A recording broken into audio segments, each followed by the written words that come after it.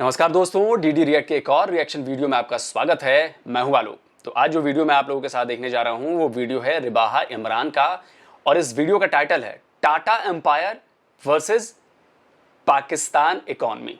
यानी कि हमारे यहाँ जो टाटा ग्रुप ऑफ कंपनीज है उसका मुकाबला पाकिस्तान की पूरी इकोनॉमी से। तो उसमें रिबाहा ने लोगों से बात की है, तो क्या कहना है इसका लोगों पर, जरा देखते हैं। चलिए शुरू करते हैं। आज हम बात करेंगे इंडिया की एक बहुत बड़ी कंपनी टाटा एम्पायर्स की, जिसका शुमार दुनिया के गिने चुने बिजनेस टाइकॉन में किया जाता है। उनके नेटवर्क की मालियत 123 बिलियन डॉलर्स की है। उसका कंपैरिजन हम पाकिस्तान की टोटल जीडीपी के हवाले से करेंगे और फैक्ट्स एंड फिगर्स को सामने रखते हुए आइए लोगों से गुफ्तगू करते हैं। तो लोगों की जाने पड़ते हैं। मेरे आज के प्रोग्राम का सवाल ये है कि इंडिया की एक बिज़नेस टाइकॉन कंपनी है जिसका नाम टाटा है, जिसकी टोटल मालियत 123 बिलियन डॉलर्स के हवाले से आपकी क्या है? बेसिकली देखा जाए टाटा कंपनी जो सी है, छोटी चीज़ से लेकर बड़ी चीज़ हर चीज़ मैन्युफैक्चर कर रही है। अब पाकिस्तान में देख लें, टाटा और सुजुकी मोटर देखी जाए, सेंस जो सी है एक ही है। टाटा अपने काम से बहुत आगे चली गई है, जो उसमें अपनी मैन्युफैक्चरिंग में उसने अपना पोर्टफोलियो बनाया है। उसमें सेल फोन्स हो गए, गाड़ियाँ हो गई, ट्रक्स वगैरह हो गए। हमारा बेसिकली पाकिस्तान में जो हिसाब है, जैसे सुजुकी देख लें, बहुत पुरानी कंपनी है। हमारे जो से टैक्सीज़ वगैरह वो हमें इतना सपोर्टेबल नहीं है कि हम कंपनी को जो से आगे इम्प्रूवमेंट की तरफ लेके जाएं। इसके जो से बाहर है, उनका सबसे बड़ा इनिशिएटिव जो से अपनी कंपनी जो भी है ना, उससे बेहतर लेकर प्रमोट करते हैं।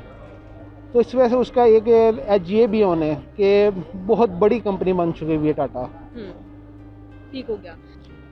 इस हवाले से यही कहूँगा कि टाटा ग्रुप ऑफ कंपनीज़ है और उसमें उनके मल्टीपल बिजनेसेस हैं, और जो उसमें जो सबसे ज़्यादा उनका जो व्हीकल्स का बिज़नेस है, जो इनका ऑटोमोबाइल का बिज़नेस है, वो बहुत तेज़ी से ग्रो कर रहा है। ठीक है, बिकॉज़ आई थिंक टाटा से एक दफ़ा क्वेश्चन भी, जो उनका ऑनर है टाटा, उससे एक दफ़ा क्वेश्चन भी किया था कि आप में और मुकेश अंबानी में डिफरेंस क्या है। तो कहता कि वो बिजनेसमैन है और मैं इंडस्ट्रियलिस्ट हूँ। तो मतलब Mukesh Ambani is one of the richest person of India है, लेकिन टाटा की जो टाटा के ऑनर है उसकी वर्थ कम है मुकेश अंबानी से, लेकिन मुकेश अंबानी का बिज़नेस वॉल्यूम बहुत बड़ा है। लाइक उनकी ग्रुप ऑफ कंपनीज़ हैं, और उससे सबसे जो बड़ी बात है वो उनके जीडीपी ग्रोथ के अंदर बहुत वैल्यू ऐड कर रहा है कंपनी इंडिया के। उनके एम्प्लॉयमेंट में बहुत वैल्यू ऐड कर रहा है। वो कहता है मैं सबसे ज़्यादा नौकरियां देता हूँ इंडिया के अंदर। ठीक है, इतनी मुकेश अंबानी की कंपनीज़ के अंदर जॉब्स नहीं है जितनी टाटा की हैं। तो Tata is like I think one of the biggest icon of India. बहुत उनकी वर्थ है। अच्छा सर, क्या वजह है कि उनकी एक जो कंपनी है टाटा, वो इतना ज़्यादा ग्रो कर गई है और उसकी जो मालियत है वो आपके सामने है? इसके पीछे क्या, आपको क्या वजह नजर आती है? इसके पीछे मल्टीपल रीजंस हैं। इस पे अगर आप इनकी केस स्टडीज़ पढ़ें तो इनकी ये है कि इन्होंने डिफरेंट, अब जिस तरह टाटा नानो इनकी कार आई थी, ठीक है, वो क्या था कि जो लो कॉस्ट व्हीकल्स थी उसमें भी लोएस्ट कॉस्ट थी उनकी, सबसे सस्ती गाड़ी थी उनकी। वहाँ पे उन्होंने एक सर्टेन टारगेट सेगमेंट को हिट किया कि जो गाड़ी नहीं परचेज़ कर पाते, वो सेगमेंट जो है, अगर हम उनको गाड़ी दें तो they will be like very happy, और उनको एक अपनी रेंज के अंदर जो उनकी बजट है उसमें उनको गाड़ी मिल जाएगी। तो वो बेसिकली इन स्ट्रेटजीज़ के साथ मार्केट में आते हैं। वो एक सर्टेन टारगेट्स को हिट करते हैं, नीश मार्केट को हिट करते हैं, और उन्हें सारे सेगमेंट्स के लिए एक डिफरेंट प्रोडक्ट बनाया हुआ है, जिसकी वजह से टाटा जो है वो बहुत तेज़ी से ग्रो कर रहे हैं।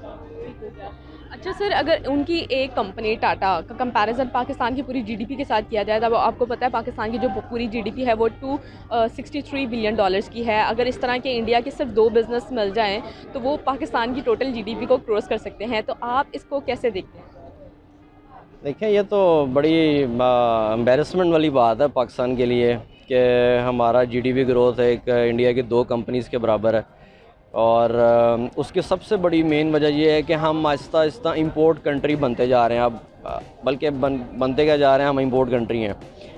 हम थर्ड वर्ल्ड कंट्री में इसलिए आते हैं कि हमारा फोकस है इंपोर्ट्स की तरफ। हम खुद कोई चीज़ प्रोड्यूस नहीं करना चाहते। ठीक है, यहाँ पे हम आज तक एक सुई नहीं बना सके। हम सिर्फ फेमस हैं टेक्सटाइल के अंदर, हम उसी में लगे हुए हैं। उसके अंदर में हम समटाइम्स कॉटन एक्सपोर्ट कर रहे होते हैं, हालांकि कॉटन हमारी यहाँ पे खुद, हम एग्रीकल्चर कंट्री हैं, हम बाहर से चीज़ें इंपोर्ट करते हैं। अच्छा, एक चीज़ बता दूं कि भाई साहब कह रहे थे कॉटन भारत से जाता है वहाँ पे, मतलब जाता था। फिलहाल तो पिछले 1.5 साल से पुलवामा के बाद जा नहीं रहा है। और बीच में एक बार क्या हुआ कि सरकार ने आदेश भी जारी कर दिया, क्योंकि वहाँ के जो कॉटन इंडस्ट्री है, जो टेक्सटाइल इंडस्ट्री है, उनको कॉटन चाहिए था। अब वो कॉटन घूम कर आता है, मतलब दुबई से, वहाँ से, तो उनके लिए महंगा पड़ रहा है, प्रोडक्ट चीज़ें महंगी हो रही, उनकी लागत महंगी हो रही है और उस हिसाब से चीज़ें बिक नहीं रही। उसके बाद में सरकार को एहसास होगा, अरे यार ये तो हमने गलती कर दी। फिर उन्होंने वापस लिया उस फैसले को कि नहीं मंगाएंगे हम भारत से कॉटन। अरे भैया मत मंगाइए भारत से कॉटन। और भारत का जो एक्सपोर्ट है वो आप लोग से कहीं बहुत ज़्यादा है, और ये सब नीयत से होता है, नीयत से। उल्टा हमारी एक्सपोर्ट्स बढ़नी चाहिए थी।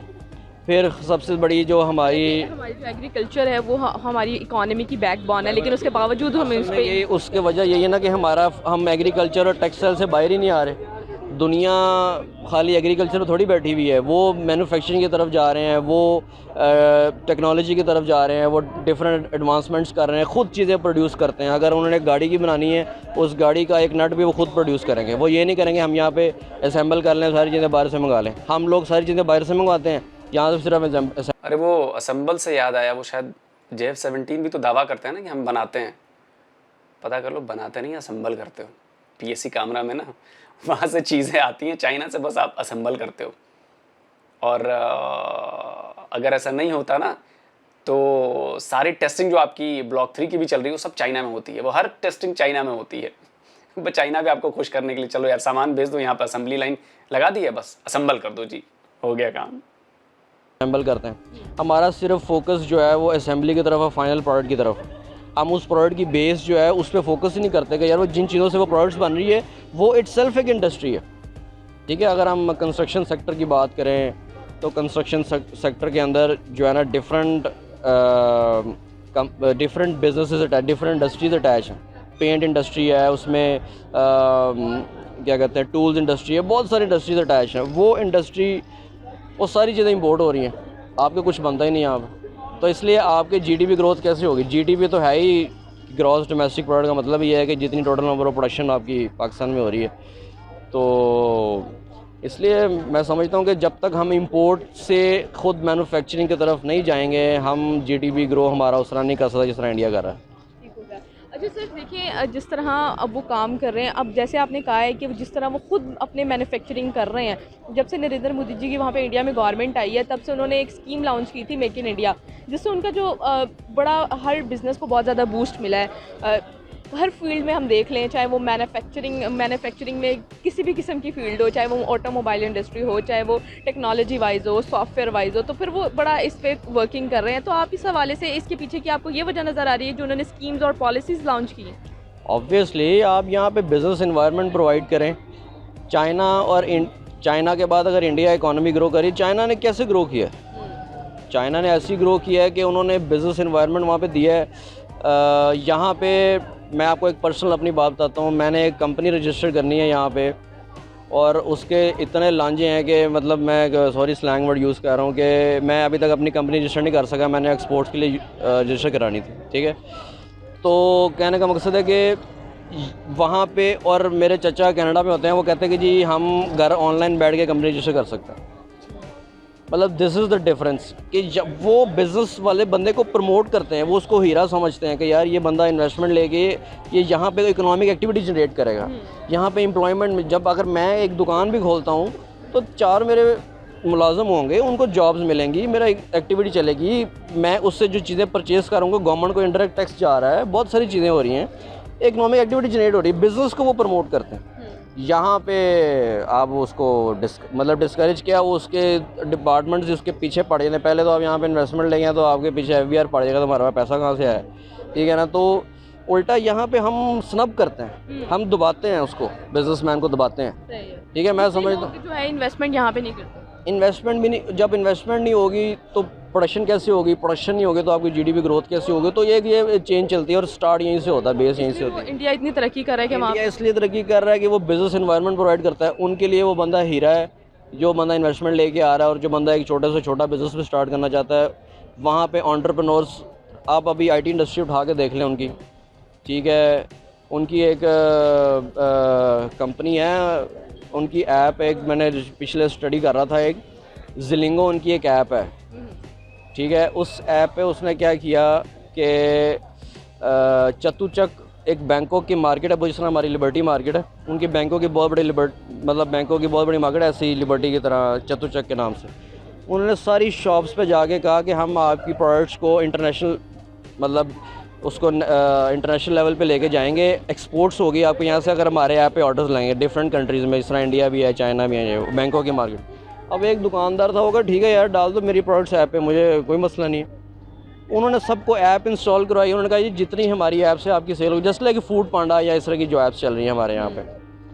अब देखें उनका माइंडसेट, 1 साल के अंदर उन्होंने क्या किया, सबको ऐप इंस्टॉल करवा के उधर से उनके ऐप के थ्रू एक्सपोर्ट्स होना शुरू होगी, उनको रेवेन्यू आना शुरू हो गया, कस्टमर्स का बिजनेस बढ़ने लग गया। वहाँ पे $1 बिलियन की कंपनी मांगी वो 1 साल में, $1 बिलियन, ठीक है, कैन यू बिलीव। अब वो इंडिया में रजिस्टर्ड है, ठीक है, और ज़ाहिर सी बात है इंडियन गवर्नमेंट ऐसे एंटरप्रेन्योर्स को इनकरेज करती है। आप मुझे यहाँ पे कोई कंपनी बताएं, मुझे एक सिर्फ सिस्टम सॉफ्टवेयर हाउस है हमारा, इसके अलावा कोई कंपनी बताएं या कोई ऐसा एंटरप्रेन्योर आया हो जो 1 साल में $1 बिलियन पे पहुँच गया हो। यूनिकॉर्न नहीं बन सका ऐसे ही। तो कहने का मकसद है कि वो बिज़नेस इन्वायरमेंट प्रोवाइड करते हैं। Same goes with China. वहाँ पे तो मैंने सुना है कि पता नहीं एग्रीकल्चर सेक्टर को फ्री है, बिजली फ्री है, बहुत सारी चीज़ें फ्री हैं। जब आपकी लेबर फ्री हो तो फिर आप ऑब्वियसली उधर इन्वेस्ट करते हैं। एग्जैक्टली। तो कहने का मकसद है कि यहाँ पे हमारा बिज़नेस इन्वायरमेंट ही नहीं है, यहाँ पे डिपार्टमेंट्स सपोर्टिव नहीं है। गवर्नमेंट को चाहिए, ये जो बात करते हैं गवर्नमेंट के ये प्रोजेक्ट वो प्रोजेक्ट, सबसे पहले अपने सिर्फ डिपार्टमेंट्स ठीक कर लेना गवर्नमेंट, सिर्फ जो पब्लिक सर्वेंट्स हैं उनको ठीक कर ले, सारे मसले खुद ही काम कर लेंगे, हम लोग खुद ही बिज़नेस कर लेंगे, हम लोग खुद ही इन्वेस्टमेंट्स कर लेंगे। हमें जो है ना वो डिपार्टमेंट सपोर्टिव होने चाहिए। बेसिकली अगर सबसे बड़ा जो सा है उनकी पॉपुलेशन 1.5 बिलियन है सबसे। अगर अब देखें पाकिस्तान की है 23 करोड़। अगर वो एक नमक प्रोड्यूस करते हैं ना, अगर उसमें कॉस्ट आती है 1 करोड़ पे आती है, वो तकरीबन अगर 1 अरब भी बिक जाए उनका आबादी के हिसाब से है। क्योंकि हमारे में जो सा पॉलिटिकल इश्यूज आ जाते हैं, कुछ दूसरे इश्यूज आ जाते हैं, उस वजह से जो सा स्टेबल नहीं हो सकता पाकिस्तान। दैट्स वाई वो इतना, उनकी एक बिज़नेस ही इतना आगे चला गया, और वो अगर इस तरह के 2-3 बिज़नेस मिल जाएं और वो पाकिस्तान की जीडीपी को भी क्रॉस कर सकते हैं, इसलिए वो मतलब इतनी तरक्की कर रहे हैं। बेसिकली जो से हमारे में पॉलिटिकल हो गया, डिफरेंट जो से क्राइसिस हैं वो में ले जाते हैं। क्योंकि हमारे बैक एंड में जब हम कोई भी नोट प्रोड्यूस करते हैं, मार्केट में लेके आते हैं, उसमें आपका इकोनॉमिकल रेशियो ये होती है कि 75% आपने बैक एंड पे रखना है। हमारा जितना नोट बड़ा होता जाएगा उतनी डिवैल्यूएशन होती जाएगी कंट्री की। सही हो गया। आपको इसके पीछे की क्या वजह नज़र आती है कि वो हमसे इतना आगे चले गए हैं, और हम एक साथ अलग होने के बावजूद अभी सिर्फ मजहबी रिलीजन टाइप की बातों से बाहर नहीं निकल? ऐसे ही देखिए, यहाँ पे मैं सबसे पहले कायद-ए-आज़म को कोट करूँगा। उसने कहा कि क्या कहते हैं, पता नहीं, the country has nothing to do with religion, caste and creed. ठीक है, मतलब कि रियासत जो है उसका कोई ताल्लुक़ नहीं है किसी मज़हब के साथ और किसी कास्ट के साथ, किसी क्रीड के साथ। ठीक है, उसकी रीज़न यही है, उन्होंने बेसिकली इसी वजह से कहा था कि हम हर चीज़ को जब हम मज़हब के साथ नथी कर देंगे तो हम उसमें कीड़े ही निकालते रहेंगे, हम उसमें फ्लॉज ही ढूंढते रहेंगे। ठीक है ना, उसको हम कभी इनकरेज नहीं करेंगे। Just like doctor Abdul Salam की आप बात ले लें, he is the only Nobel prize winner in Pakistan. एक पाकिस्तानी नोबल प्राइज़ विनर है। हमने उसको आज तक इसलिए कभी उसको हाईलाइट नहीं किया या उसको अपने बच्चों को नहीं पढ़ाया उसकी स्टडी कि why he was a Nobel prize winner, क्योंकि वो कादियानी थे। ये वो कादियानी है तो बस ये उनकी हर चीज़ फेल है। यार ये चीज़ों से जब बाहर नहीं निकलेंगे। आप मुझे एक बात बताएं, यहाँ पे आरफा करीम जब फेमस हुई थी अपने सॉफ्टवेयर बनाने की वजह से, तो बिल गेट्स ने उसको वहाँ बुला लिया, उसको पैसे दिए, पता नहीं कितने पैसे दिए, और क्या तो खैर उसकी डेथ हो गई है। लेकिन जब वो अपने अरूज पे थी तो बिल गेट्स ने ये नहीं सोचा कि यार शी इज़ अ मुस्लिम, तो मैं इसे क्या सीखूँगा, ये तो है ही पागल, ये तो है ही, ये तो मुसलमान है, तो ये है वो है, मैंने इससे क्या सीखना है। ठीक है, वो टैलेंट को और नॉलेज को इनकरेज करते हैं, उसको रिलीजन से वो रिलेट ही नहीं करते। वो कहते हैं जहाँ से ज्ञान मिल रहा है भाई ले लो, इससे आप ग्रो करो, इससे आगे लेके चलो। मैं हमेशा एक बात करता होता हूँ, अगर आप अच्छे इनोवेटर नहीं है ना लाइफ में, तो आप अच्छे फॉलोअर बन जाओ। If you are not a good innovator, you should be a good follower. किसी इनोवेशन चीज़ को फौरी अडॉप्ट करो, आप अपडेटेड रहोगे, आप दुनिया के साथ तरक्की करोगे। बिल्कुल बिल्कुल। मैं आज AK-47 के सामने तलवार लेके निकल जाऊंगा मारने के लिए, तो वो मुझे दूर से शूट करेगा और बस ख़त्म। मैं कहूँगा जी नहीं जी, मेरे अबाव अजदाद ने जंगे तलवारों पे लड़ी हैं और मैं उर्तुगरुल देख रहा हूँ बड़ा, मेरा तो इस पे बड़ा कंसर्न है। मैं उर्तुगरुल मैंने आज तक नहीं देखा, ठीक है ना। वाई वी आर लाइक, हमें हिस्ट्री पता नहीं जी, अच्छी बात है, लेकिन हम अपने बच्चों को ये सिखा रहे हैं कि जी नहीं, जंगें ऐसे होती हैं, प्लानिंग ऐसे होती है। फ़ाइन, अब मुझे बताएं टेक्नोलॉजी की कहाँ पे बात हो रही है, ठीक है। यहाँ पे मुझे याद है, हम बचपन में सुना करते थे कि जी ये जब नया नया स्पीकर आया तो कहते हैं स्पीकर हराम है। आपको याद होगा, स्पीकर हराम है। अब ये जितने मस्जिदों में सब जगह स्पीकर लगे हुए हैं, स्पीकर के बगैर उनका बयान ही नहीं होता, कोई एक वो जलसा नहीं कर सकते स्पीकर। तो कहने का मकसद है कि हम लोग हराम हलाल के चक्कर में इतना वो कॉम्प्लिकेट किया हुआ है चीज़ों को कि हम दुनिया के साथ इसलिए ग्रो नहीं कर पा रहे। हम थर्ड वर्ल्ड कंट्री इसलिए हैं, ऑल तो अभी भी हम बहुत सारे मुल्कों से बहुत अच्छे हैं और यहाँ पे टैलेंट जो है कूट कूट के भरा हुआ है, ठीक है।